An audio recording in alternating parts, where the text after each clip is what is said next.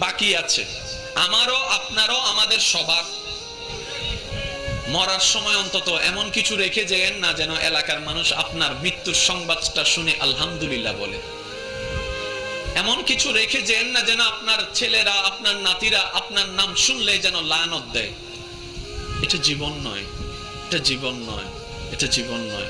এমন একটা জীবন বানান যেন আপনার মৃত্যুর সংবাদটা শুধু আপনার পরিবারের মুখে, চোখের মধ্যে মলিনতা আর অশ্রু আনবে না, শুধু আপনার আশেপাশে পরিচিতরা পর্যন্ত বলবে, আহ আফসোস, আজকে একজন নেককার বান্দাকে হারিয়ে ফেলেছি, আজকে একজন মায়ার মানুষকে হারিয়ে ফেলেছি, আজকে একটা মমতার মানুষকে হারিয়ে ফেলেছি। যেভাবে সিদ্দিকে আকবর দুনিয়া থেকে যাওয়ার পরে জগৎ কান্না করেছে, ফারুকে আজম যাওয়ার পরে জগৎ কান্না করেছে, ওসমান আলী যাওয়ার পরে জগৎ কান্না করেছে, ইমাম হোসেন কারবালায় শহীদ হওয়ার পরে 2005 সালে